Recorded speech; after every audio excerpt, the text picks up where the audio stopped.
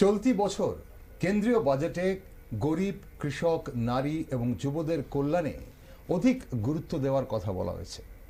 আর কেন্দ্রীয় বাজেটের মতো এবছর রাজ্য বাজেটেও কৃষি ও কৃষক উন্নয়নে একদিকে বাজেট বরাদ্দ বাড়ানো হয়েছে, অন্যদিকে কৃষকদের কল্যাণে নতুন প্রকল্প প্রস্তাব করা হয়েছে। 2025-26 সালের বাজেট পেশ করতে গিয়ে অর্থমন্ত্রী বলেছেন 2018-19 অর্থবছর থেকে এখন পর্যন্ত প্রধানমন্ত্রী কিষাণ সম্মান নিধি, প্রধানমন্ত্রী ফসল বীমা যোজনা এবং কিষাণ ক্রেডিট কার্ডের মতো বিভিন্ন প্রকল্পে রাজ্যের কৃষকরা উপকৃত হয়েছে। এছাড়াও বিভিন্ন প্রকল্পের মাধ্যমে কৃষি উৎপাদন বৃদ্ধির লক্ষ্যে কাজ করে চলেছে সরকার। অন্যদিকে বিরোধীদের অভিযোগ, রাজ্যের কৃষকদের অবস্থা খুবই করুণ। রাজ্যে কৃষি অবকাঠামোর অভাব, ঋণের বোঝা, জলসেচের মতো সমস্যা এবং প্রাকৃতিক দুর্যোগের কারণে নানান সমস্যায় জর্জরিত কৃষকরা। গত বছর বন্যায় ব্যাপক ক্ষতিগ্রস্ত হবার পর কৃষকরা পর্যাপ্ত ক্ষতিপূরণ পায়নি বলেও অভিযোগ শোনা যায়। তাই প্রশ্ন জাগে, 2025-26 সালের বাজেট বরাদ্দ রাজ্যের কৃষি ও কৃষক উন্নয়নকে কতটা ত্বরান্বিত করবে? বর্তমানে বিভিন্ন সরকারি সাহায্য এবং প্রকল্পের সুবিধা পেয়ে কৃষি কাজে কতটা উৎসাহিত হচ্ছে রাজ্যের কৃষকরা? কৃষকদের বীজ, সার ও কীটনাশকের মতো প্রয়োজনীয় জিনিস অবশ্যই সরকারি তরফে কি প্রদান করা হয়, এবং বিভিন্ন কারণে ক্ষতিপূরণে কতটা আন্তরিকভাবে এগিয়ে আসে দপ্তর? এমন নানান প্রশ্নের জবাব খুঁজতেই আমাদের আজকে এই বিশেষ টকশো। নমস্কার, আমি দীপেন আর আপনারা দেখছেন নিউজ ভ্যানগার্ড। রাজ্যের কৃষি খাতে বাজেট বরাদ্দ এবং কৃষক উন্নয়নের নানান দিক নিয়ে আলোচনা করতে আজ আমার সাথে রয়েছেন রাজ্যের প্রাক্তন মন্ত্রী তথা বর্তমান ক্ষেত মজদুর ইউনিয়ন রাজ্য সভাপতি ভানুলাল সাহা এবং প্রদেশ কিষাণ মোর্চার সভাপতি প্রদীপ বরণ রায়। আপনাদের দুজনকে স্বাগত আজকের অনুষ্ঠানে। প্রদীপবাবু, প্রথমে আপনার কাছে আসি।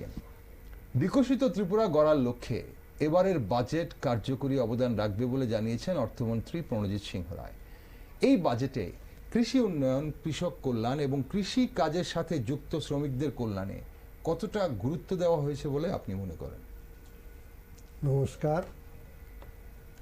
বিকশিত ত্রিপুরার বিকশিত বাজেট এবং কৃষক কল্যাণে 2014 সন থেকে ভারতে এক নূতন যুগের সূচনা হয়েছে এবং 2018-19 থেকে আমাদের ত্রিপুরায় সেই যে নূতন যুগের একটা আভাস আমরা ত্রিপুরায় চলে এসেছে।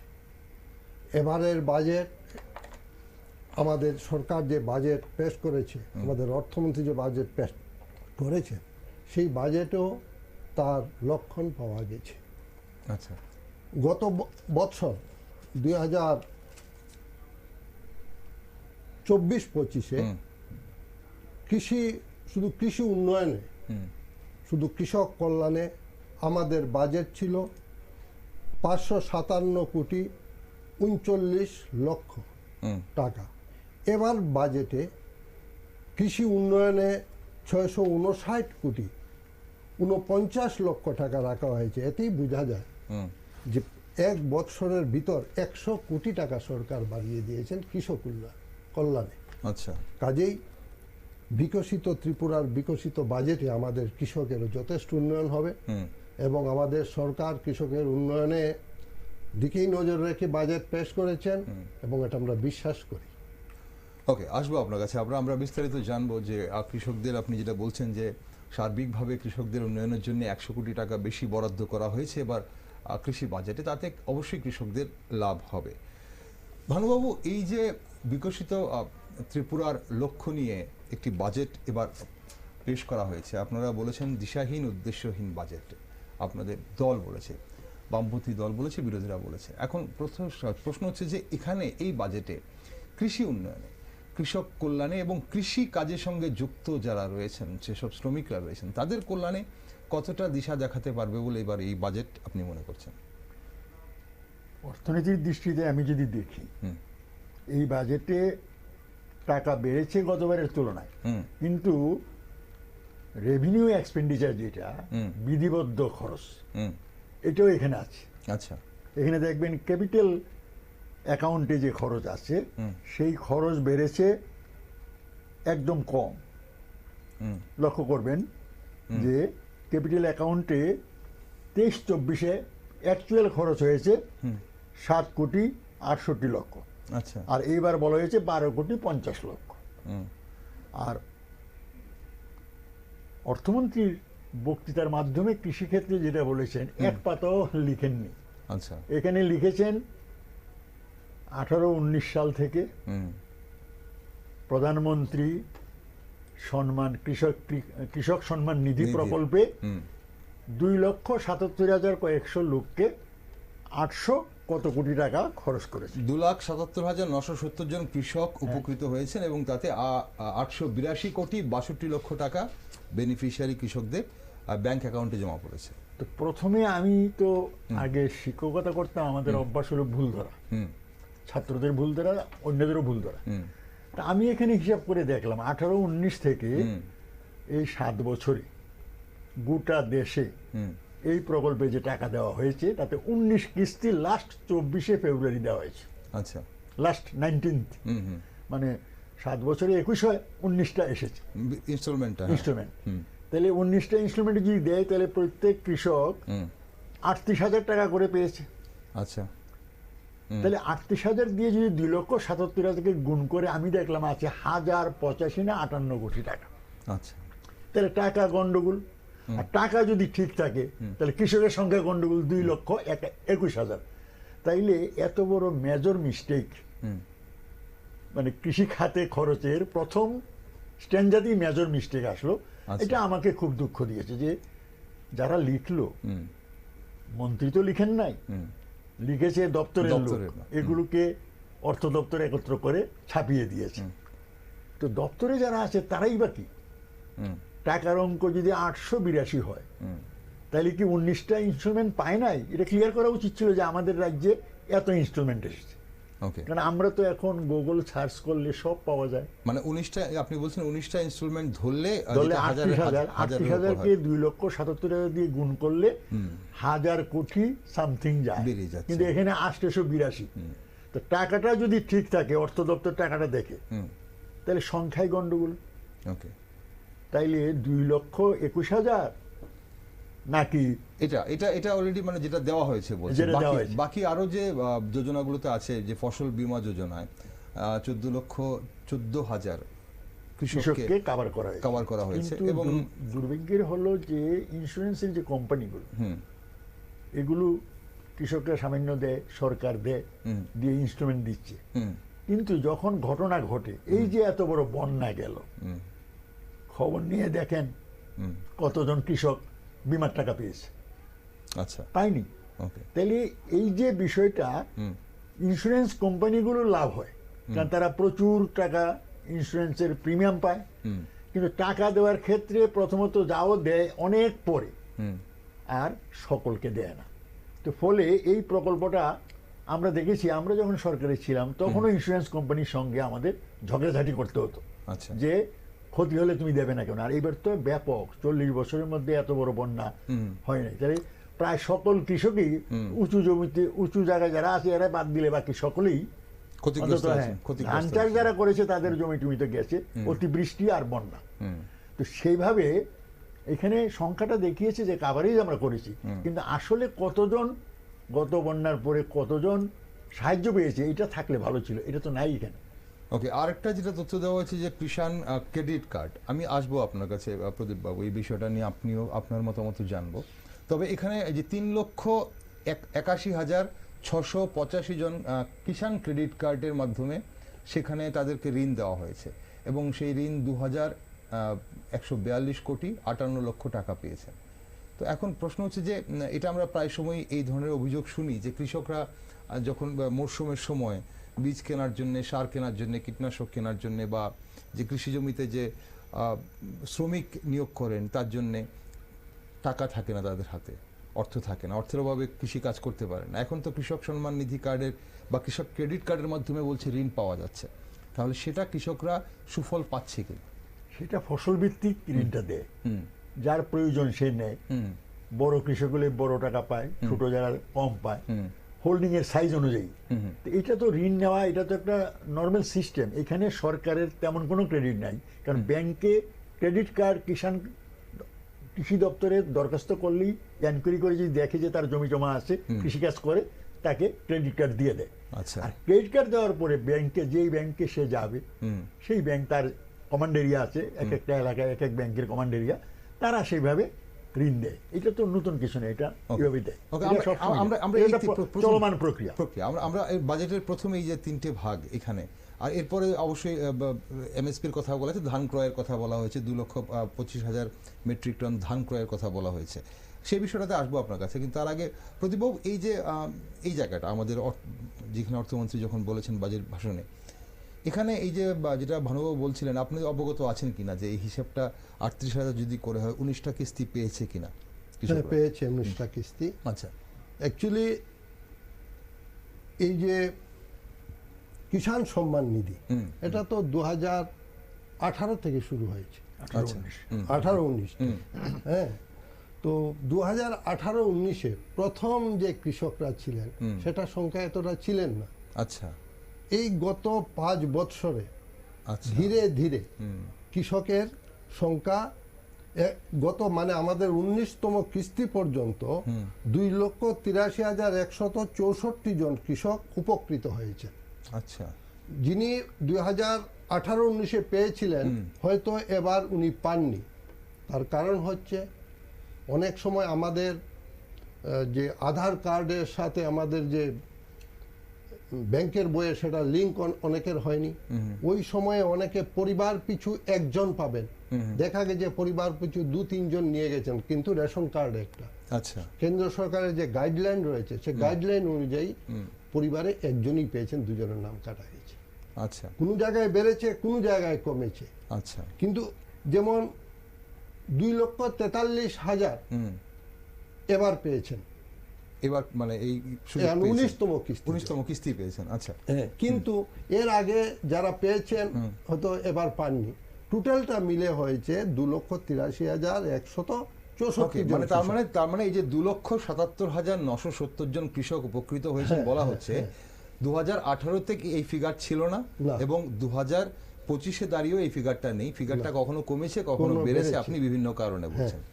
আপনি শুনতে পেয়েছেন, বুঝতে পেরেছেন। 842,62,12,000 টাকা আমাদের ত্রিপুরার কৃষক 2018 সন থেকে মার্চ 2025 পর্যন্ত, লাস্ট মোট হিসাব, 12 মার্চ 2025-এ 19তম কিস্তি দেওয়া হয়েছে, সেই পর্যন্ত 842,62,12,000 টাকা আমাদের কৃষক পেয়েছেন। ওকে, 38,000 টাকা করে উনি যে বলেছেন সেটা ঠিক, হ্যাঁ, যে আমাদের 19তম কিস্তি 38,000 করে পেয়েছেন, মানে টোটাল 38,000 হয়েছে, এবং এত টাকা আমাদের কৃষকের লাভবান হয়েছেন।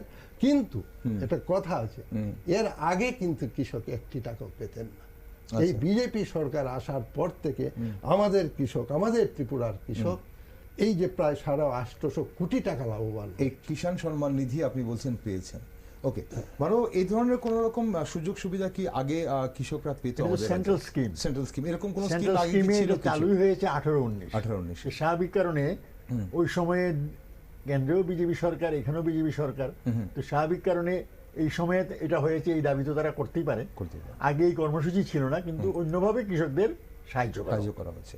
ওকে, এবার আমরা যদি ফসল বীমা যোজনার কথায় আসি, প্রদীপ বাবু, আমরা অনেক সময় এই অভিযোগটা পাই, বিশেষ করে বন্যায় সময় যে ভীষণভাবে ব্যাপকভাবে ক্ষতিগ্রস্ত হয়েছে কৃষকরা, বলা হয়েছে ইনিশিয়ালি 1,000 টাকা তাদেরকে সাহায্য করা হয়েছে, এবং অনেক কৃষক আছে যারা সেই 1,000 টাকাই হয়তো পেয়েছে এবং তার বেশি কিছু পায়নি, এমন অভিযোগ শোনা যায়। সেটা কতটা সত্যি? এবং না, এটা ঠিক নয়।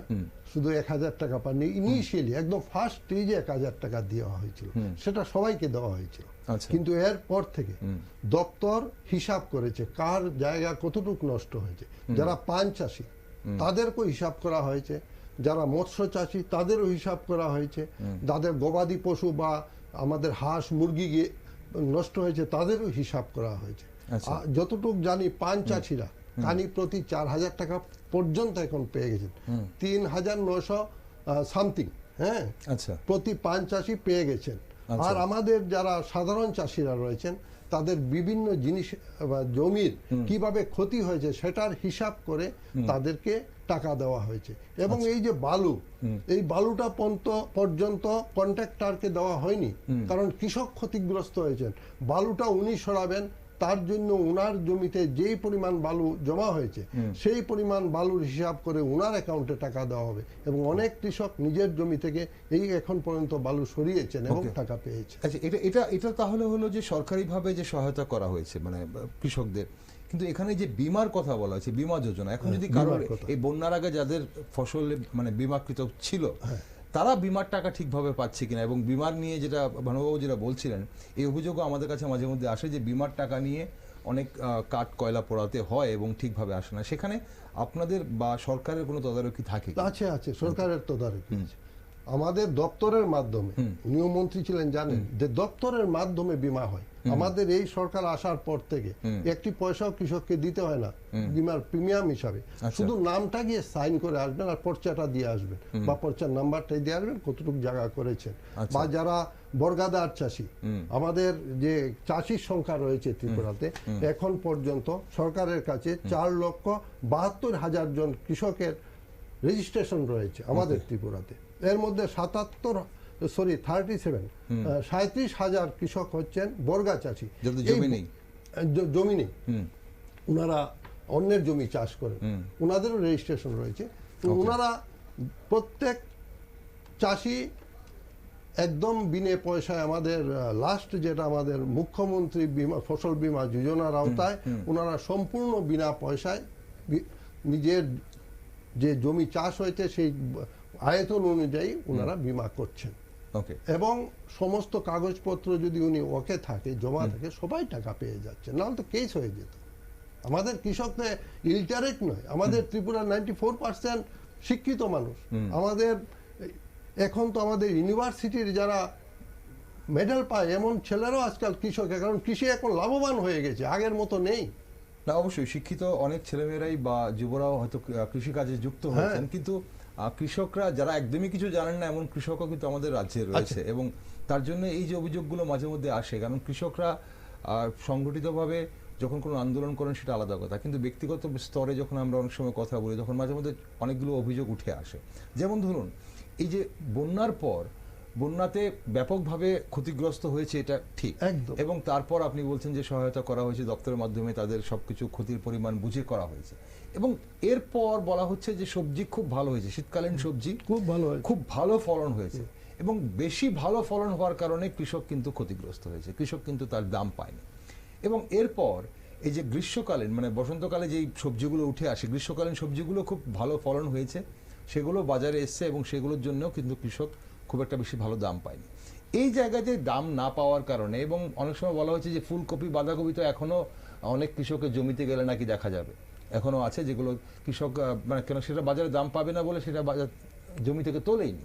সেই জায়গাটা কিভাবে মিটিগেট করছেন? কৃষকের সেই যে ক্ষতিটা হচ্ছে সেটাকে কিভাবে মিটিগেট করা হচ্ছে? দেখুন, উনি শিক্ষক ছিলেন, আপনি শিক্ষিত মানুষ, একটা চাহিদার স্থিতিস্থাপকতা, ইলাস্টিসিটি অফ ডিমান্ড অর্থনীতির একটা ভাষা রয়েছে, যেখানে চাহিদার থেকে যোগান বেশি হয়ে যাবে বাজারে, তখন বাজার দামটা কমে যাবে। আমাদের কৃষকের কি হয়েছে, আমাদের যে ধান ফসলটা সেটা আমরা ক্ষতিগ্রস্ত হয়েছি, আমাদের জমি কিন্তু ফার্টাইল হয়ে গেছে বন্যার জলে। কৃষকরা খুব বেশি করে এই সবজি চাষ করেছে। আচ্ছা, আমাদের যতটুকু দরকার নেই তার চাইতে অনেক বেশি টমেটো, বাঁধাকপি, ফুলকপি, বেগুন এবং কি মরিচ চাষ হয়েছে, মরিচ চাষ হয়েছে, আলু চাষ হয়েছে, ভালো আলু চাষ হয়েছে। আরসি পদ্ধতিতে ত্রিপুরাতে আলুর রেকর্ড পরিমাণ উৎপাদন হয়েছে, এবং শুধু রেকর্ড নয়, আমাদের আগে যেভাবে উৎপাদন হতো তার দ্বিগুণ পরিমাণ উৎপাদন হয়েছে। আমাদের প্রত্যেকটা কোল্ড স্টোর খুলে দেওয়া হয়েছে কৃষকদের জন্য, যে আপনারা এখানে এসে রাখুন। সরকার নিজে ক্রয় করছে, সরকার 300 মেট্রিক টন আলু খরিদ করবে, এবং বীজ হিসাবে যেটা সর্বাধিক মূল্য সেটা কৃষককে 50 টাকা করে দেওয়া হবে, এবং সর্বনিম্ন মূল্য যেটা সেটা 32 টাকা করে দেওয়া হবে। আচ্ছা, সরকার সেই দিকেও এগিয়ে গেছে কৃষকের সহায়তার জন্য। ওকে, আসবো আপনার কাছে মানববাবু। এবার আমরা একটু জানতে চাইবো আপনার কাছে, কারণ বিভিন্ন সময় আমরা দেখি বিভিন্ন সংগঠন, কৃষকদের বিভিন্ন সংগঠন বা ক্ষেত মজদুর ইউনিয়ন, আপনারা বিভিন্ন দাবি নিয়ে মাঠে থাকেন, আপনারা আন্দোলন করেন বা বিক্ষোভ করেন। এই মুহূর্তে রাজ্যের কৃষকরা কেমন আছে এবং তাদের মূল দাবি, কৃষক এবং তার পাশাপাশি কৃষিকাজের সঙ্গে যুক্ত যেসব শ্রমিকরা রয়েছেন, তাদের মূল সমস্যাগুলো কোন জায়গায় আছে? কৃষিকাজের সঙ্গে যুক্ত যে শ্রমিকরা, কৃষিক্ষেত্রে গোটা দেশে এখন যন্ত্র ইত্যাদি ব্যবহার হওয়াতে শ্রম দিবস কম লাগে, ফলে এক্সেস শ্রমিক আছে।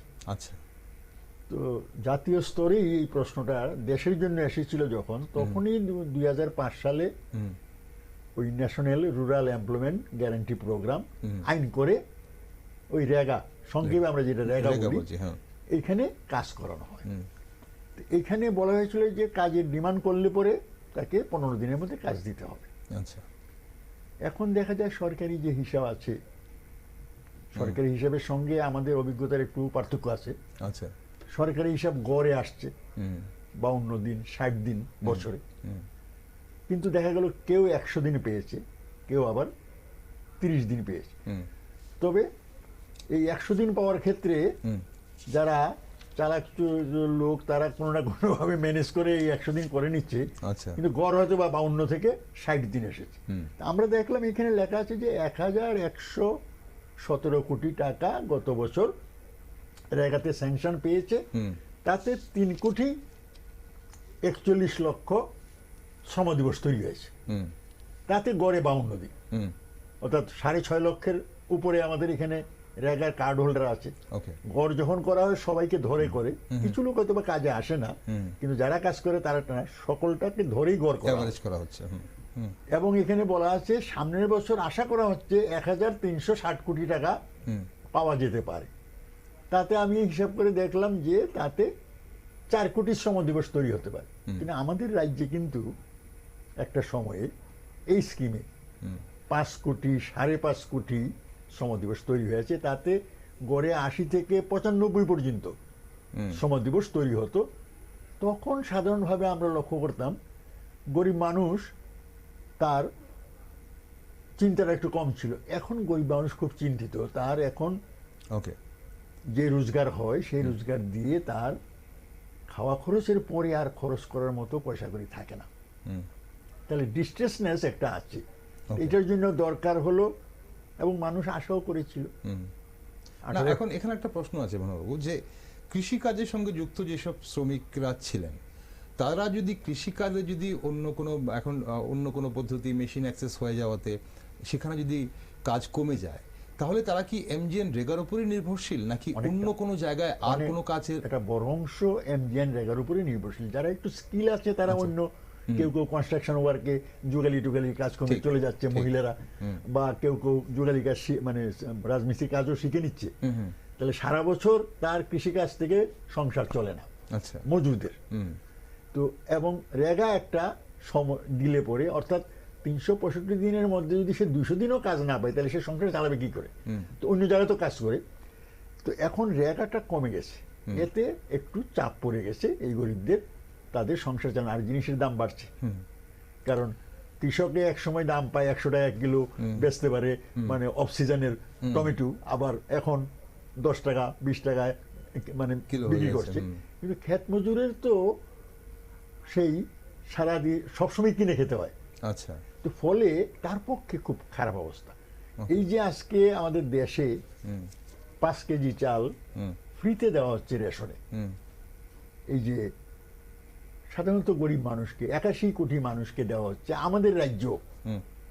আমার কাছে এটা মোটামুটি প্রায় 7.5 লক্ষ পরিবার, 10 লক্ষের মধ্যে প্রায় 7.5 প্রায়োরিটি হাউসহোল্ড হিসেবে তাদেরকে দেওয়া হচ্ছে। দেওয়ার কারণটা কি? ন্যাশনাল লেভেলে দিচ্ছে যে তার রোজগার অনুযায়ী তার কষ্ট হয়, যাতে না খেয়ে না মারা যায়, মাসে অন্তত 5 কেজি চাল তারে দাও, 2 বেলা না খেতে পারলে 1 বেলা খেয়েও যেন টিকে থাকে, অনাহার মৃত্যু যেন না হয়। তো এইটা দিয়ে তো আর তার সমস্যা চলবে না, শুধু 5 কেজি চাল দিলে তো আর হবে না, তার তো রোজগার চাই। এই রোজগারের ক্ষেত্রে সরকারি কর্মসংস্থান একটা বিষয়, প্রাইভেট জায়গায় কাজ কমছে যন্ত্রপাতি ইত্যাদির কারণে, এটা উৎপাদন বৃদ্ধি করার জন্য এগুলো আসছে, এটাকে আমরা মেনে নিতে বাধ্য। ওকে। কিন্তু ওদেরকে সরকার শ্রম দিবসের কাজ যদি বাড়িয়ে দিত, তাইলে তারা এই ক্রাইসিসটা ম্যানেজমেন্ট করতো। এর জন্য আমি যেহেতু ক্ষেত মজুর ইউনিয়ন করি, ওই মিটিংয়ে গেলেই বলতে আসে যে খাওয়ার পরে আর কাপড় কেনার পয়সা থাকে না দাদা, খুব খারাপ অবস্থায় আছি। এটা সাধারণভাবে ক্ষেত মজুরদের বক্তব্য। ওকে, তাহলে সেখানে রেগার কাজের শ্রম দিবস বৃদ্ধির আপনাদের একটা অবশ্যই সেখানে একটা চাহিদা বা একটা দাবি রয়েছে। একটা প্রতিশ্রুতিও ছিল 200 দিন 340 টাকা মজুরি, একটা প্রতিশ্রুতি। বর্তমান সরকার যখন আসে প্রথম, তখন এই প্রতিশ্রুতি ছিল, এবং বারবারই আমরা সেটা ওনাদের মনে করিয়ে দিচ্ছি যে আপনারা এটা করেন, আপনারা এটা করেন। 340 টাকা মজুরি দেন, জিনিসপত্রের দাম বেড়েছে, কর্মচারীদের দিয়ে বাড়াচ্ছেন 3%, কিন্তু রেগার মজুরি 242 টাকা, তো 340 টাকা যাচ্ছে না। এটা একটা এছাড়া ভাবো আর কি ধরুন আপনাদের মানে দাবি সনদের মধ্যে, বা আপনারা যে মাঝে মধ্যে রাস্তায় নামেন, বিভিন্ন আপনাদের ক্ষেত মজদুর ইউনিয়ন বলুন বা কৃষক সভাকে আমরা দেখি, আমাদের রাজ্যের কৃষকদের আর কোন কোন জায়গায় সমস্যা আছে যেগুলো নিরসনটা খুবই প্রয়োজন বলে আপনাদের মনে হয়, মানে খুব দরকার? রাজ্যের যেমন ধরুন ফুড কর্পোরেশন অফ ইন্ডিয়া ধান কিনছে, উৎপাদিত ধানের একটা ছোট্ট অংশ কিনছে, আচ্ছা, বাকি অংশটা প্রাইভেট যে বাজার আছে সেখানে তাকে কম দামে বিক্রি করতে হচ্ছে। আচ্ছা, তাতে কৃষক বলছে আমার যা খরচের পরে একটু লাভ তো হওয়ার কথা, এখন তো খরচটাই উঠছে না, কিছুটা নিরুৎসাহিত হয়ে যাচ্ছে, বিশেষ করে ধান চাষিরা। আচ্ছা, অন্য চাষে কিছুটা হয়তো পয়সা আছে, একটা সময় বেশি হয়, একটা সময় কম হয়, গড়ে তারা টিকে যায়, অফ সিজনে করলে বেশি পায়, আবার মেইন সিজনে দাম কমে যায়। তাহলে সর্বক্ষেত্রে, এবং রাবারে যেমন ধরুন রাবারের দাম কমে যাচ্ছে, ফলে রাবার চাষিরা অনুৎসাহিত হয়ে যাচ্ছে। আগে যেমন একটা উৎসাহ ছিল, বিক্রি করে দাম পেত, এখন কমে যাচ্ছে। তার কারণ হলো মালয়েশিয়া, ইন্দোনেশিয়া থেকে যে ওই বাইরে থেকে যে রাবারটা আসছে, সেই রাবারটার দাম কম পাওয়া যায়। তাহলে এইখানের রাবারের উপর নির্ভর না করে যারা ব্যবহার করে তারা সস্তায় কেনার চেষ্টা করছে, তাতে এইখানে দাম কমে যাচ্ছে। এই মুহূর্তে রাবার চাষিদের এই একটা সমস্যা। এখন সর্বত্র রাবার চাষিরা বসে বসে মিটিং করছে যে আমরা ট্যাপারের বেতন কি করে বাড়াবো, আমার রোজগার কমে যাচ্ছে। তাহলে ধান চাষি এবং রাবার চাষি আপনি, আমি আসবো আপনার কাছে, আমরা একটু আলোচনা করে নিই প্রদীপ বাবুর সাথে। প্রদীপ বাবু, এই যে বিশেষ করে রেগার কথা বলা হচ্ছে, তাদের জন্য যারা কৃষি জমিতে কাজ করতো সেই সব শ্রমিকদের জন্য, মানে তাদের এই যে কৃষি জমিতে এখন কাজের অনেক কিছু কমে যাচ্ছে, ট্রাক্টর ব্যবহার হচ্ছে, অনেকগুলো মেশিনারিজ ব্যবহার হচ্ছে, কাজ কমে যাচ্ছে, সেই জায়গাতে তাদের যাতে শ্রম দিবস যেহেতু রেগাতে বলছে কম, তাদের অসুবিধা হচ্ছে, এটাকে আপনারা কিভাবে দেখছেন এবং আপনারা কিভাবে এই তাদের সমস্যাগুলোকে মিটিগেট করেন? দেখুন, কম্পিউটার যখন প্রথম এসেছিল অনেকেই বলেছে মানুষ বেকার হয়ে যাবে, কিন্তু আমরা দেখছি বিং এ ইঞ্জিনিয়ার, আমি যতটুকু বুঝতে পারি যে কম্পিউটার আসায় আমাদের অনেক উন্নতি হয়েছে, আমাদের ছেলেদের অনেক চাকরির ব্যবস্থা হয়েছে।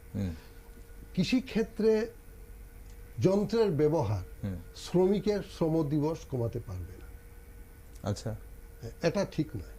আচ্ছা, কারণ ওই যন্ত্রটা যে চালাচ্ছে সে শ্রমিক, পাওয়ার টিলার যে চালাচ্ছে সে শ্রমিক, উইডার যে চালাচ্ছে সে শ্রমিক, যে থ্রেসার মেশিনটা, যে মারাই মেশিনটা যিনি চালাচ্ছেন সে শ্রমিক, হ্যাঁ, যিনি ট্রান্সপ্ল্যান্টার চালাচ্ছেন উনিও শ্রমিক।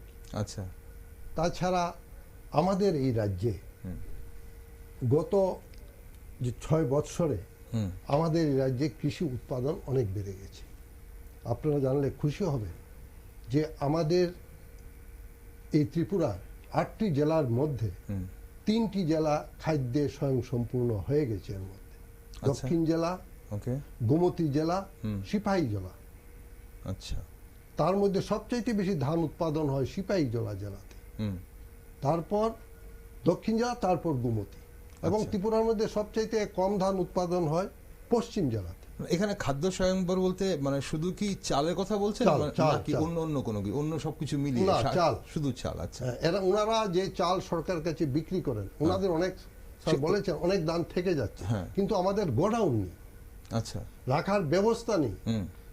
2017 পর্যন্ত আমাদের ধানের কোনো গোডাউন ছিল না, দরকার পড়েনি, সরকার ধান কিনেনি, সরকার কিনতে পারতো, কিনেনি, সরকার সেই দিকে নজর দেয়নি। কারণ ধান কিনতে হলে কেন্দ্র সরকারের কোনো অনুমতি লাগে না, সরকার, আমাদের রাজ্য সরকার চাইলেই ধান কিনতে পারে। আচ্ছা, কিন্তু আমাদের ইনফ্রাস্ট্রাকচার ছিল না। এখন পর্যন্ত 200টা গোডাউন এই সরকার বানিয়েছে। আচ্ছা, সবগুলো এই মুহূর্তে চালু আছে? হ্যাঁ, সবগুলো কৃষকরা চালু আছে। সবগুলো গোডাউনের সুবিধা এবারও আমাদের সরকার, আমাদের এত বড় যে ফ্লাড হয়ে গেল, বলেছেন সত্যি কথা, 40 বছর এমন ফ্লাড হয়নি।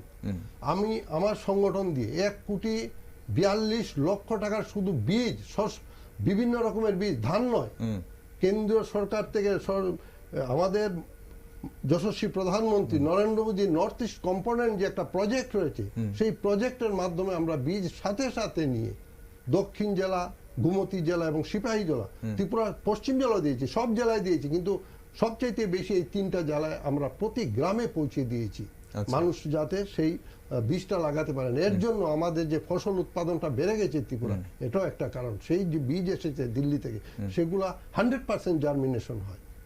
ওকে, না এখন ফসল উৎপাদন যদি বৃদ্ধি হয়ে থাকে তাহলে কৃষকরা লাভবান হয়েছেন না, ওই যে সেখানে কি তাহলে বেশি অধিক ফসল না, আমাদের দাম কমে গেছে, আমাদের লাভ 10 টাকায় চলে এসেছে। একদম, অনেক মানে ফসলের দাম কমে গেছে, সেখানে কৃষকরা লাভবান হন।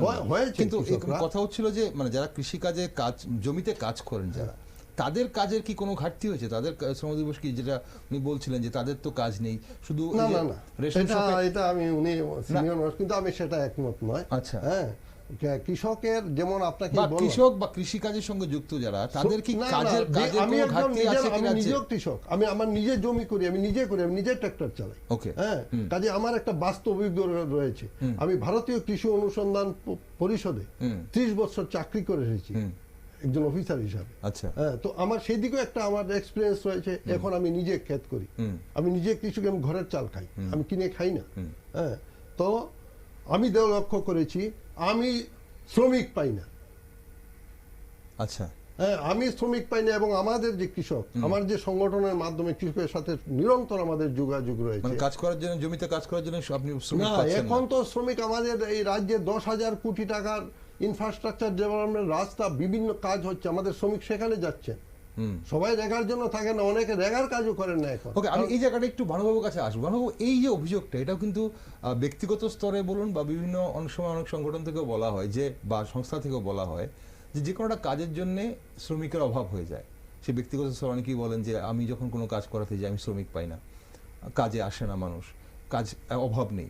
এটা কতটা বাস্তব সত্যি, এবং আপনারা কিভাবে দেখেন ব্যাপারটা? এবং যেটা প্রথমত হলো, আগে আমাদের একটা হিসাব সংগঠনের, এককানি খেতে অন্তত 25 ম্যান্ডেজ, আচ্ছা, বীজতলা থেকে ওই ফসল কাটা এবং গুদামজাত করা পর্যন্ত 25 ম্যান্ডেজ লাগতো। আচ্ছা, মেশিন আসাতে এটা নেমে গেছে তো 10-12-তে।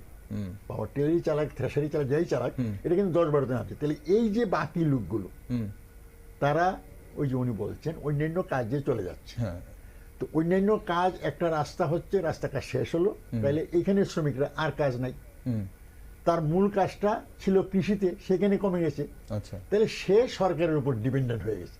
তাহলে সরকারি কর্মসংস্থান প্রকল্পের মাধ্যমে তাকে সাহায্য করার নৈতিকভাবে সরকার দায়ী বলেই ওই স্কিম এসেছিল।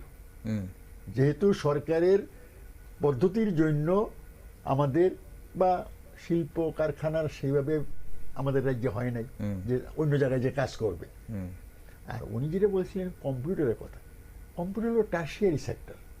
প্রোডাকশন সেক্টরে আপনি দেখবেন, এটা শুধু আমাদের দেশ না, অন্য দেশও হাজার হাজার গাড়ি তৈরি হয়ে আছে, বিক্রি হচ্ছে না। কেন?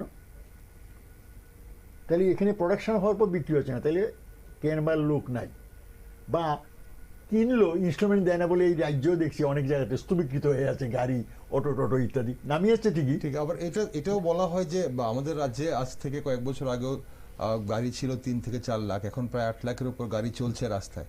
তাহলে তো মানুষ অনেকটা বৃদ্ধি হয়ে গেছে, তাহলে মানুষ গাড়ি কিনছে এখন, মানুষ গাড়ি কিনছে। এবং সেখানে এটা শুধু শহর ভিত্তিক নয়, এবং ইভেন বলছে যে কৃষকরাও পর্যন্ত কিন্তু গাড়ি কিনছেন। তাহলে কৃষককে কিনছে কি, রাবার চাষি কিনছেন। হ্যাঁ, এখন রাবার চাষি বলছে যে রাবার বাগান চালাতে গিয়ে এখন আমার গাড়ির খরচ তো পকেট থেকে অন্য জায়গা থেকে দিতে হচ্ছে, আগে আমি ওইখান থেকে দিতে পেরেছি।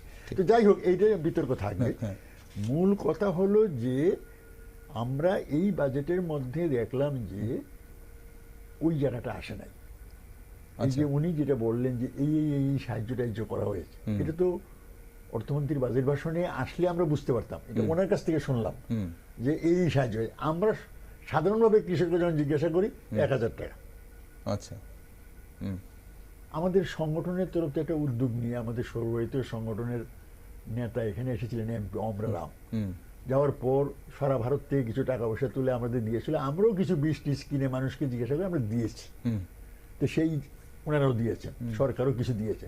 তো সরকার কি দিয়েছে আমাদের এই বাজেটে কৃষি বিষয়ের উপরে যে চ্যাপ্টারটা লেখা হয়েছে এক পাতার মতো, এখানে ওই বন্যায় ক্ষতিগ্রস্তের কথা নেই, শুধু আমরা দেখেছি এগ্রি অ্যালাইডে পশুপালন দপ্তরে ওই ক্যাম্প করা হয়েছে, তাদের রাখা হয়েছে, এখানে উল্লেখ আছে যে বন্যায় ক্ষতিগ্রস্ত প্রাণী সম্পদকে রক্ষা করার জন্য চেষ্টা করেছে, কিন্তু কৃষক তো বড় সংখ্যায়, এটা কিন্তু নাই। মৎস্য চাষের ক্ষেত্রে পড়ে দেখেছি নাই। তাহলে ওই যে 24-25-এ হলো, এটা মানুষ দুঃখ করছে যে আমাদের কষ্টটাও লেখা হলো না, সাহায্য কি করলো সেটাও লেখা দরকার। বন্যায় আপনি এখন যেটা বন্যাতে ক্ষতিগ্রস্ত কৃষকরা যে একটা অভিযোগ উঠেছিল যে 1,000 টাকা করে শুধুমাত্র সাময়িক একটা সহায়তা পেয়েছেন সরকারের তরফ থেকে, প্রদীপবাবু বললেন যে তারপর তাদের কিন্তু দপ্তরে কেন, সেটা একটা সময় সাপেক্ষ ব্যাপার, এটা একটা অবশ্যই সেখানে আগে মাপঝোঁক করতে হবে কার কতটা ক্ষতি হয়েছে, কতটা জমি আছে, কি সেই জমিতে কি ফসল ছিল, এভাবে করে তারপর হয়তো করে সহায়তা করা হয়েছে। তবু ধরুন যতটুকু করা হয়েছিল ফেব্রুয়ারি পর্যন্ত বা মার্চের, মানে এই বই ছাপানোর আগ পর্যন্ত, যে এটা দপ্তর তথ্যটা দিয়ে দিতে পারতো যে এত কৃষককে আমরা এই সাহায্য দিয়েছি, একটা দুইটা প্যারা লেখলি হতো, আমরা বুঝতে পারি। এটা লেখা নাই, তার জন্য দেখা গেলো যে ইগনোর করেছে, কৃষকদের ক্ষতিটার কোনো রেকর্ডই নাই, শুধু প্রাণী সম্পদের ক্ষেত্রে রেকর্ড আছে, লিখেছে ক্ষতিগ্রস্ত প্রাণী সম্পদের এই কাজ করেছে, কিন্তু কৃষক বা মৎস্য চাষী তাদের ব্যাপারটাই বইয়ে কিন্তু খুঁজে পায়। এবার দুর্ভাগ্যের। প্রদীপবাবু, এবারের যে 2025-26 অর্থবর্ষে যে নতুন একটা প্রকল্পের প্রস্তাব করা হয়েছে, মুখ্যমন্ত্রী শস্য শ্যামলা যোজনা নামক একটি নতুন উদ্যোগের সূচনা করার প্রস্তাব করছি। এই প্রকল্পে উচ্চ ফলনশীল শস্যের উৎপাদন বৃদ্ধিতে সহায়ক হবে। এই যোজনার জন্য প্রাথমিকভাবে 5 কোটি টাকা বরাদ্দ রাখা হয়েছে 2025-26 অর্থ বছরে। এক বছরে 5 কোটি টাকা। কি করা হবে এটাতে, মানে এটা বিস্তারিত কৃষকরা কিভাবে লাভ পাবে? এটাতে যে হাই ইল্ডিং ভ্যারাইটি আছে আমাদের রাজ্যে, আমরা কিন্তু ত্রিপুরা, গর্বের সাথে বলতে হয় আমাদের ত্রিপুরা, আমরা বীজে, ধান বীজে আমরা স্বয়ংসম্পূর্ণ। এবং আমরা শুধু এখানে নয়, আমরা মেঘালয়, মণিপুর এবং নাগাল্যান্ড, তারা যদি নতুন প্রজাতির কোনো ধান বীজ উদ্ভাবন করেন, সেটাও আমাদের ত্রিপুরার কৃষি দপ্তর থেকে সার্টিফাই নিতে হবে। ত্রিপুরা আজ কেন্দ্রীয় স্তরে, সর্বভারতীয় স্তরে ত্রিপুরার কৃষি ব্যবস্থা ওই জায়গাতে পৌঁছে গেছে। আচ্ছা, আমাদের যে 5 কোটি টাকার কথা বলা হয়েছে, সেখানে আমরা আরো, এমনিতে আমাদের এখন কিন্তু, আগে কিন্তু জমি পতিত থাকতো, আমাদের কৃষিমন্ত্রী বলেছেন জমি পতিত থাকতে পারবে না, মুখ্যমন্ত্রী সেটা বলেছে যে আপনার কি চাই। আচ্ছা, আমরা তো মানে হাজার হিসাবে পাওয়ার টিলার ফ্রি কৃষকের জন্য। না, এই 5 কোটি টাকাটা মানে এই যে শস্য শ্যামলা, এটা হচ্ছে শুধু বীজের জন্য, শুধু বীজের জন্য খরচ করা হবে, বীজের জন্য, শুধু বীজের জন্য। আর জল সেচের জন্য আরেকটা বলি, এলাইট ব্যাপার আছে, জল সেচের জন্য আমাদের সরকার একটা বিশেষ চেষ্টা নিয়েছে। আচ্ছা, আগে আমাদের রাজ্যে কয়েকটা ব্যারেজ তৈরি করা হয়েছিল, সেটা বিজ্ঞানকে মেনে করা হয়নি, যে আজকে এতটা বৃষ্টি হবে, সেই বৃষ্টির পরিমাণ 25 বছর পরে কমে যাবে। আমরা এখন যে বৃষ্টিটা পাচ্ছি, কিন্তু 25 বছর পরে সেই বৃষ্টিটা থাকবে না, বৃষ্টির পরিমাণ কমবে, হঠাৎ ক্লাইমেট চেঞ্জ হচ্ছে। তো আমাদের যে ব্যারেজগুলো হয়েছিল তখনকার সময়, সেটা এখন আর আমাদের কাজে আসছে না। আচ্ছা, বিভিন্ন ব্যানে যেই পরিমাণ, যেই ল্যান্ড কাভারেজ করার কথা ছিল যে সেচে, সেই পর্যন্ত জল এখন আর গিয়ে পৌঁছছে না। আচ্ছা, তো আমাদের সরকার পিএম কুসুম একটা প্রকল্প আছে, সেই পিএম কুসুমের মাধ্যমে যে ছোট ছোট, সব জায়গাতে তো নদী নেই, ব্যারেজের জল বা ক্যানেল তৈরি করে সব জায়গায় পৌঁছানো যাবে না। আমাদের হাওড়া নদীকে আমরা দেখতে পাচ্ছি হাওড়ার আজ কি অবস্থা হয়েছে। তো জঙ্গল কাটা হয়েছে, দীর্ঘদিন ধরে বনকে শূন্য করে দেওয়া হয়েছে, এটা হতে আরো 20-25 বছর লাগবে সেই বনকে আবার জায়গায় আনতে, সেটা চেষ্টা চলছে। কিন্তু এখন আমরা কি করে আমাদের কৃষককে সহায়তা করব, তার জন্য ট্রেডার মাধ্যমে পিএম কুসুম একটা প্রকল্প রয়েছে প্রধানমন্ত্রী, সেই প্রকল্পের মাধ্যমে এখন পর্যন্ত 4232টা ছোট নলকূপ, যেটা সোলার সিস্টেমে চলবে। সেখানে বিদ্যুৎ, কারণ জমিতে বিদ্যুৎ সাপ্লাই থাকে না, কিন্তু জমিতে জলের দরকার। ওকে, নলকূপ, সোলার নলকূপের কথা আমরা শুনেছি প্রদীপ বাবু। এই 4232টি নলকূপ কি স্থাপন হয়ে গেছে, মানে কাজ কি শুরু হয়ে গেছে? শেষ হয়ে গেছে। সবাই কি জল শেষ কি পাচ্ছে? হ্যাঁ। ওকে, আর আছে এই ধরনের প্রকল্প? এইটা পাচ্ছে, কিন্তু আর ধরুন আরো 2500 অ্যাপ্লিকেশন এর মধ্যেই জমা পড়েছে, যেটা মানে যুদ্ধকালীন ক্ষিপ্রতার সাথে সমস্ত ত্রিপুরায় কাজ চলছে। ওকে, ঠিক। আমি এই বিষয়টা একটু ছোট্ট করে, অনুষ্ঠানের সময়ও ফুরিয়ে যাচ্ছে। ভানুবাবু, এই যে জলসেচের ব্যাপারটায় প্রায় সময় আমরা অভিযোগ শুনতাম, এই মুহূর্তে যেটা বলা হচ্ছে 4232টি রিমোট এরিয়াতে সোলার নলকূপ, যেখানে বিদ্যুতের কোনো প্রয়োজন নেই, সেখানে সোলারই হবে, এবং এটা কাজ চলছে বলছে, এবং আরও 2500 নলকূপ, সোলার নলকূপ বসানোর কাজ চলছে। তার থেকে কৃষকরা উপকৃত হচ্ছেন এবং হবেন বলে মনে করেন? এটা তো আমার বাজেটের বইটা আমি পড়েছি। আচ্ছা, বাজেটের গভর্নমেন্টের বিভিন্ন দপ্তরে কি কাজ হচ্ছে তার রিফ্লেকশন এখানে আসার কথা, সেটা সেভাবে আসেনি বলে এটার উপরে আমি আর কোনো কমেন্ট করছি না। আচ্ছা, তবে আমাদের সময়ে আমরা যখন সরকারে ছিলাম তখন খাদ্যে স্বয়ংভরতার স্লোগান দিয়ে আমরা কাজ করছিলাম। তাতে দেখা গিয়েছিল যে উচ্চ ফলনশীল বীজ, এমনকি হাইব্রিড, যেটা আরো বেশি ধান উৎপাদন করবে, তা দিয়ে এক সময় হয়তো আমরা খাদ্যে স্বয়ংসম্পূর্ণ হতে পারবো। কারণ আমাদের এখানে জমি কম, 26% অফ দি টোটাল ল্যান্ড হলো মানে কৃষিকাজ করার মতো, তাও বিভিন্ন স্লোপে, সব জিনিস সব জায়গায় হয় না। একমাত্র 1.5 লক্ষ হেক্টর জমি আছে যেটাতে ধান চাষ হয়, এটা ওয়েটল্যান্ড বলে ধান চাষের জন্য, আর বাকিগুলোতে অন্যান্য সবজি বা অন্যান্য বিষয় হয়।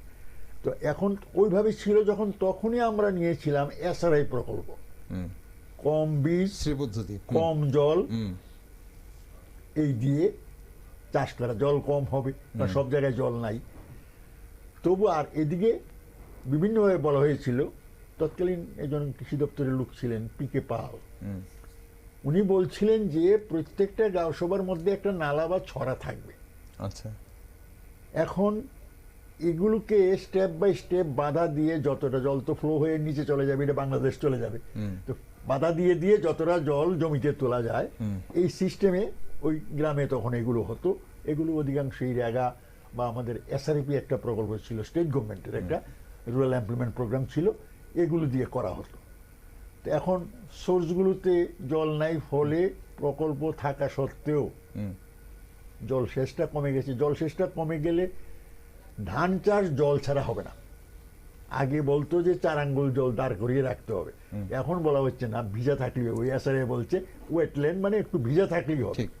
তো যাই হোক, এতে এখন সোলার পাম্প দিয়ে বলছে, তাও তো আন্ডারগ্রাউন্ড ওয়াটার নিচ্ছে, আন্ডারগ্রাউন্ড ওয়াটার লেভেলও কিন্তু আমাদের নেমে যাচ্ছে। সে আরেক বিপদ সামনে আসছে, যত আমরা আন্ডারগ্রাউন্ড নেব, ড্রিঙ্কিং ওয়াটারের জন্য নিতেই হবে, উপায় নাই। আন্ডারগ্রাউন্ড ওয়াটার ইজ সেফ, কিন্তু এখন ইরিগেশনের জন্য আন্ডারগ্রাউন্ড ওয়াটার নিতে হচ্ছে এই যে বিভিন্ন প্রকল্প দিয়ে। এটা আবার কিছুদিন পরে কিন্তু বিপদ হবে, যেখানে নলকূপ বসানো হয়েছে তারপরে এক সময় দেখা যাবে যে সেখান থেকে জল আসবে না। স্থায়ী ব্যবস্থা করার জন্য রেইন ওয়াটার হারভেস্টিং, আমাদের এখানে প্রচুর বৃষ্টি হয়, অন্তত বছরে গড়ে 1800 থেকে 2000 মানে মিলিমিটার বৃষ্টি আমরা পাই, কিন্তু এই জল ধরে রাখতে পারি না, সবটাই আমাদের টিলাল্যান্ড, সবটা বাংলাদেশে চলে যায়। বলা হয়েছিল যে এই জল হারভেস্টিং করা, আর যেটা বলছেন উনি, ওই যে আমাদের ওই বড় বড় যে এলাকা যেখানে বন থাকবে, এখান থেকে জল চুয়ে চুয়ে, যে হাওড়া নদী দিয়ে জল যায়, এখন পাই না কেন, ওইখানে বন নাই, তার জন্য আসে না। এখন বনের উপরে চাপ পড়ছে, মানুষ বনের বাঁশ কাটছে, গাছ কাটছে বাঁচার জন্য, এটা উচিত না, কিন্তু তবু করছে সে। তার জন্য বলা হয়েছে তাকে যদি আমি এমপ্লয়মেন্ট প্রোগ্রামের মধ্যে দিয়ে অন্য কাজে ব্যস্ত রাখতে পারি, বলতে পারি যে গাছ না কেটে এখানে কাজ করো, কাজ করে খাও, গাছ কাটবে না, গাছ তোমাকে রক্ষা করবে। তো এরকম পরিকল্পনা আগেও ছিল, এখনো কিছু নেওয়া হয়েছে বলছে, কিন্তু এগুলো ওইভাবে রিফ্লেকশনটা আসে না। ওকে, বাজেট ভাষণের রিফ্লেকশন আসেনি বলে আপনি বলছেন, হয়তো বিস্তারিত জানা যাচ্ছে না, এবং অবশ্যই সেটা আমরা জানার চেষ্টা করব। বাজেটে না আসলেও আমরা বিভিন্ন অনুষ্ঠানের মাধ্যমে, আমাদের দায়িত্ব সেটা, কেন কৃষকদের জন্য কি কি সুযোগ সুবিধা রয়েছে এবং কিভাবে কৃষকরা উপকৃত হতে পারেন, সব আমরা অবশ্যই জানবো। তবে আজকে অনুষ্ঠানের সময় ফুরিয়ে গেছে, জাস্ট 2 মিনিট সময় আমার হাতে আমি দিতে পারবো আপনাদের, জাস্ট 1 মিনিট করে দুজনকেই। কৃষকদের উদ্দেশ্যে কোনো বার্তা দিতে চাইবেন, কৃষক এবং কৃষি জমিতে যারা যুক্ত শ্রমিকদের উদ্দেশ্যে, কোনো বার্তা দিতে চাইবেন এই মুহূর্তে আমাদের এই অনুষ্ঠান থেকে? প্রথমে ভানুবাবু আপনি। কৃষকদের কাছে তো বার্তা দেওয়ার ব্যাপার থাকে না, কারণ কৃষক কৃষিকাজে আমার চাইতে ভালো বুঝে। তার যে প্রয়োজনীয় জিনিস, জলের ব্যবস্থা, উন্নত বীজ এবং সর্বোপরি প্রোডাকশনের পরে এটাকে মিনিমাম সাপোর্ট পাই না, একটা লাভজনক দাম দিলে সে কৃষিতে থাকবে। তো ফলে রাবার লাভজনক সেখানে কাজ করছিল, কিন্তু ধান চাষ লাভজনক হচ্ছে না বলে অনেকে নিরুৎসাহ হয়ে যাচ্ছে। আচ্ছা, সেই ক্ষেত্রে সরকারের কাছে আমার আবেদন থাকবে যে অন্যভাবে কৃষি শ্রমিকদের যেমন কাজের ব্যবস্থা করো, আর কৃষকদের ফসল কেনার জন্য, মেজর ফসলগুলো কেনবার জন্য সরকার লাভজনক দামে সেটা কিনুক, তাহলে কৃষকরা উপকৃত হবে। ওকে, সরকার কিনুক। প্রদীপবাবু, কৃষকদের জন্য হোক বা সরকারের কাছে হোক, না বা না, আপনাদের- আমাদের আপনার নিশ্চয়ই বার্তা- আমাদের ত্রিপুরার কৃষক এখন ভালো আছেন, এবং 2018 সন থেকে একটা নতুন যুগের সূচনা হয়েছে। এবং এই বিজেপি সরকার আসার পর থেকে যদি কোনো গোষ্ঠী বা সমাজের কোনো অংশের লোক যদি লাভবান হয়ে থাকেন, তাহলে কৃষক শ্রেণী হয়েছে। আচ্ছা। এর জন্য আমরা ভারতের যশস্বী প্রধানমন্ত্রী এবং আমাদের ত্রিপুরার মুখ্যমন্ত্রীর কাছে, আমাদের কৃষিমন্ত্রীর কাছে আমি কৃষকের পক্ষ থেকে আমি কৃতজ্ঞতা প্রকাশ করি। এবং আপনি একটা বলেছেন যে ফসল বীমা যোজনা, ফসল বীমা যোজনা আমাদের সরকার এখন পর্যন্ত 10 কোটি টাকার উপর আমাদের কৃষক পেয়েছে। আচ্ছা, ফসল যেটা বীমা যোজনা। যেটা 2013 থেকে 17 পর্যন্ত 1,70,70,000 টাকা পেয়েছিলেন ক্ষতিপূরণ। সেই জায়গায় মার্চ 2025 পর্যন্ত 10,17,24,000 টাকা ক্ষতিপূরণ পেয়েছেন। সবকিছু মিলিয়ে ওকে, একদিনে তো সোনার কলস হবে না, কিন্তু আমরা চেষ্টা করছি, আমরা অনুর্বর জায়গাকে উর্বর করছি, আমরা ভালো বীজের ব্যবস্থা করেছি। আপনার জানলে খুশি হবেন, শুধু আলু ভারতের যশস্বী প্রধানমন্ত্রী নর্থ ইস্ট কম্পোনেন্ট প্রজেক্টের মাধ্যমে 600 মেট্রিক টন আলু আমরা বিনা পয়সায় কৃষকের মধ্যে বিলি করেছি। ওকে, অসংখ্য ধন্যবাদ। আমাদের কৃষক ভালো আছে। ওকে, কৃষক ভালো আছে, অবশ্যই সেটা ভালো খবর যদি কৃষক ভালো থেকে থাকে, এবং সেটা কৃষক সবচেয়ে ভালো বলতে পারবে যে কৃষক ভালো আছেন কিনা। এবং যদি কৃষক ভালো থাকে, তাহলে নিশ্চয়ই কৃষকদের পক্ষ থেকে এবং কৃষি জমি থেকে যারা কৃষিকাজের সঙ্গে যুক্ত, তাদের সেখান থেকে কোনো অভিযোগ হয়তো আমাদের কাছে আসবে না। আমরা হয়তো সেই ধরনের কোনো খবর করতে হবে না যে কৃষক খারাপ আছে, করুণ আছে, কিংবা কৃষকের কোনো সমস্যা হচ্ছে। অসংখ্য ধন্যবাদ প্রদীপবাবু আজ সঙ্গে থাকার জন্য। আরও অনেক আলোচনা বাকি রয়েছে, আমরা অবশ্যই অন্য কোনো দিন বসবো আবার। ভানুবাবু, অসংখ্য ধন্যবাদ আপনাকেও, আপনি অসুস্থতার মধ্যেও সময় দিলেন আমাদের। অসংখ্য ধন্যবাদ সঙ্গে থাকার জন্য। দর্শক বন্ধুরা, কৃষি উন্নয়নে কেন্দ্রীয় সরকার ও রাজ্য সরকারের বিভিন্ন প্রকল্পের সুফল রাজ্যের কৃষকরা পাচ্ছেন কিনা তা নিয়ে ভিন্ন মত রয়েছে। তবে অন্নদাতারা ভালো থাকলেই যে জনগণ ভালো থাকবে তা নতুন করে আর বলার কোনো প্রয়োজন বোধহয় নেই। তাই রাজ্যের কৃষক এবং কৃষিকাজে যুক্ত শ্রমিকদের কোথায় কোনো সমস্যা হচ্ছে কিনা এবং দপ্তর সেই সমস্যা মেটাতে কতটা আন্তরিকভাবে কাজ করছে সেদিকে নজর রাখছি আমরা। আর আপনারা দেশ, দুনিয়া ও রাজ্যের বিভিন্ন নিউজ, আপডেট এবং টক শো দেখার জন্য চোখ রাখুন শুধুমাত্র নিউজ ভ্যানগার্ডে।